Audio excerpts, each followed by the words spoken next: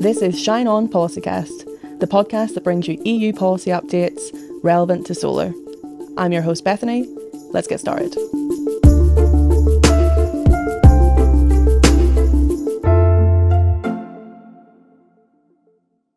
So we're here today with a return guest to Policycast. I think it's your third time. It is my third time. So welcome back, Lina Dubina, who is our policy advisor for sustainability here at SolarPower Europe.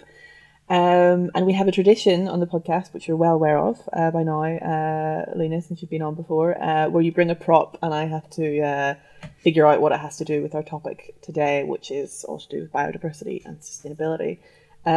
So why don't you show us what you have in your hand? Let me put it in the camera so you can see it. So it's it's a lot of things. It's little black and white seeds, but I'm gonna let you guess what exactly is it and how does that relate to the topic of nature. This is gonna be really embarrassing if I don't know my seeds. Is it sunflower seeds or pumpkin seeds? Yeah, there's sunflower seeds. Okay. Exactly. Do you have an idea of what and how does it link to nature? Yeah, well, it's a seed for a start, which is the cornerstone of nature. Sunflower, solar related. They grow very quickly and very well. Good. And they face the sun. Exactly, there's the sun in its word in itself.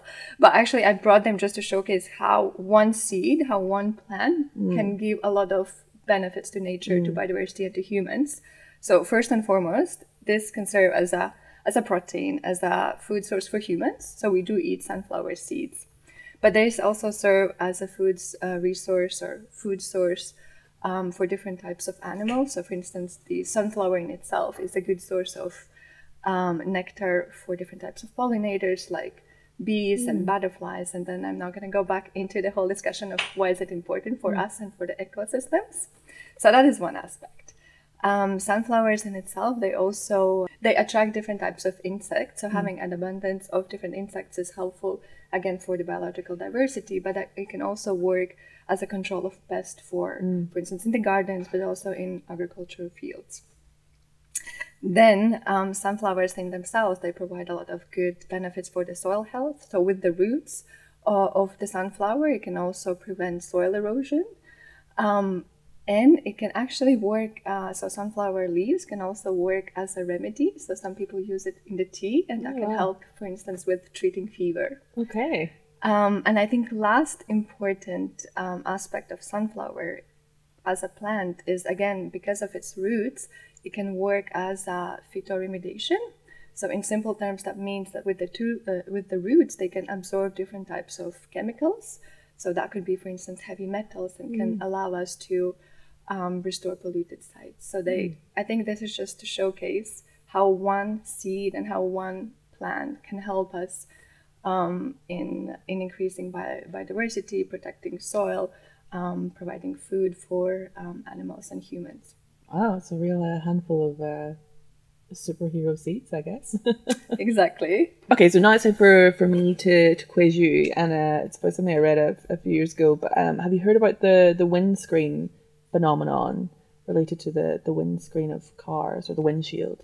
Yeah, I've heard it a little bit, but I'm happy for you to debrief me more in detail. It's kind of gross, but I think it's important evidence of the issues we're facing. So it's the idea that since the 2000s, studies have shown that you see 50 to 80% less bugs on your windscreen of your car, which just shows how much insect populations have declined, and that you can see that so clearly day to day. I mean, I don't know about you, but whenever I was a kid, that's something I remember, bugs in the car, and you never see it now.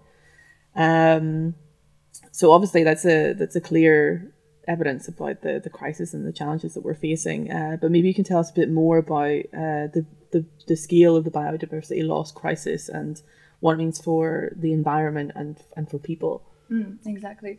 I think maybe just to start off that, indeed, biodiversity is an important element and plays a crucial role in the livelihoods of human beings, as they can maintain and support the life that we know on Earth. They can provide with the food, as I already mentioned earlier. It can also provide us with clean water and kind of other simple ecosystem services that we might not even be aware of.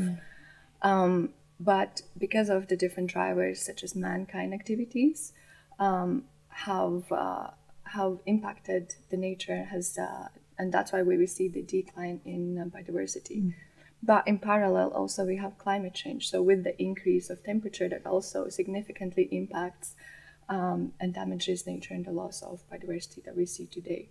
And you actually rightfully you said, for instance, in terms of the insects, what we see in Europe, there's a decline in 80% of insects across Europe in the past decades. Similarly, we also see a decline in farmland birds. So there's a decline in 60% of the population.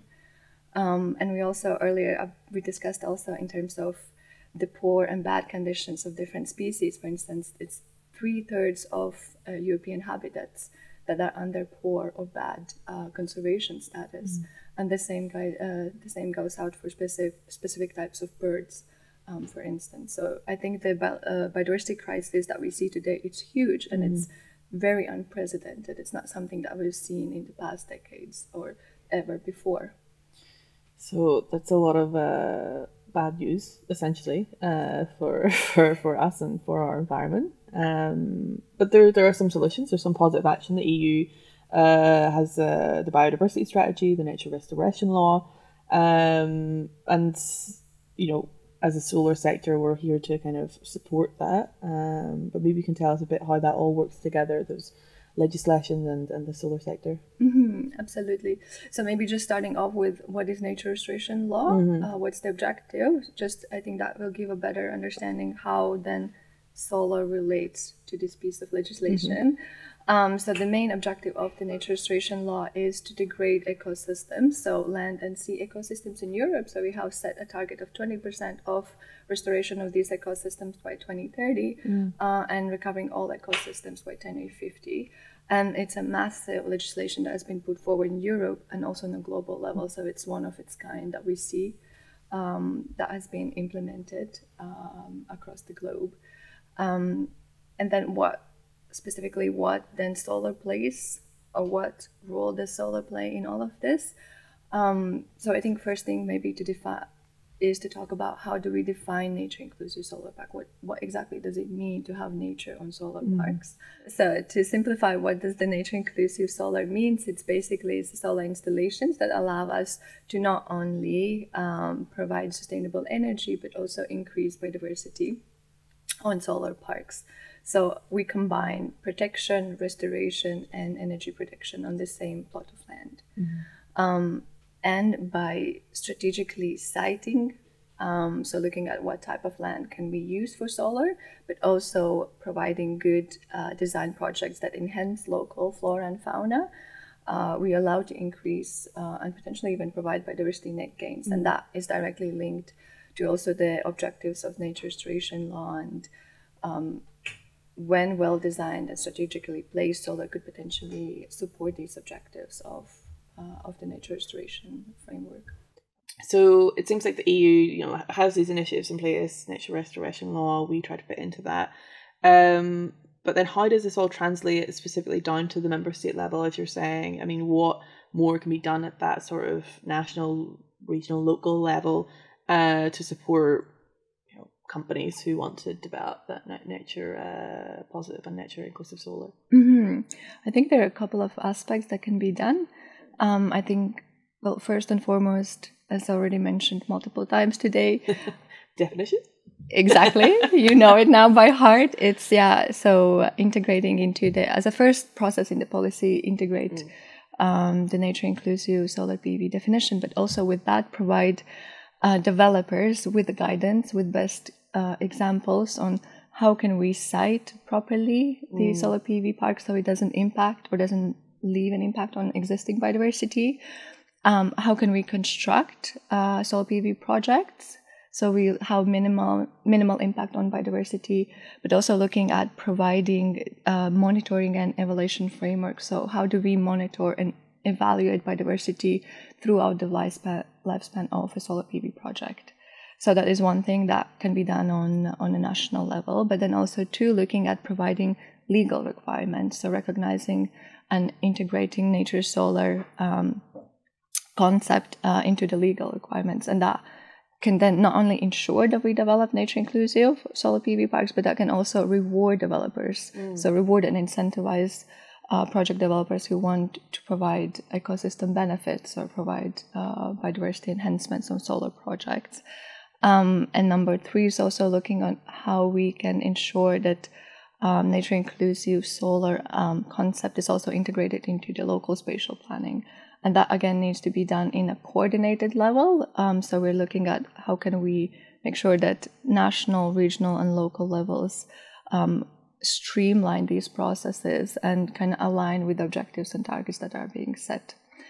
And last but not least, of course, research. So more research, always needed, always supportive of, to allow to kind of recognize, scale up these type of solutions.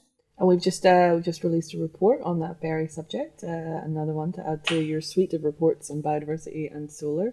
Maybe you want to tell us a little bit about that report?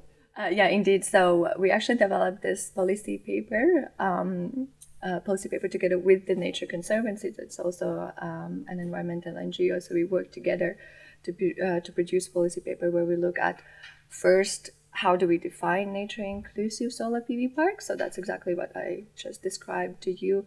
Number 2, looking at what are the benefits of solar that provides these environmental elements, but also looking at the EU level and looking at what existing policy frameworks are there that can support nature-inclusive solar, but also providing policy recommendations that needs to be put forward so we can see more deployment of such solutions on the ground.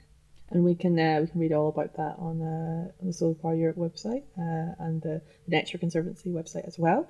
So then, what are the next steps that we're taking, and what are we kind of hoping that we see from the European Commission, the new European Commission, and the new European Parliament in terms of supporting this framework?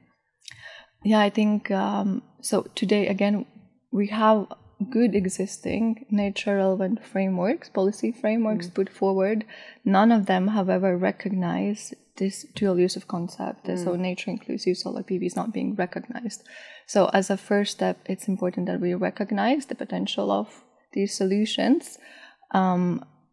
Second, we provide EU-wide definition. So we define what exactly is it when we talk about nature-inclusive solar PV parks. And number 3, that we ensure that it's being recognized and implemented into the policy framework. So as I already mentioned, the nature restoration law is in its implementation stages, which means that now member states need to draw up the plans where they provide clear targets, clear objectives on how they're going to reach the EU set targets. And I think that's important. That's an important legal aspect where we could see solar or nature positive solar being recognized and included in these plans.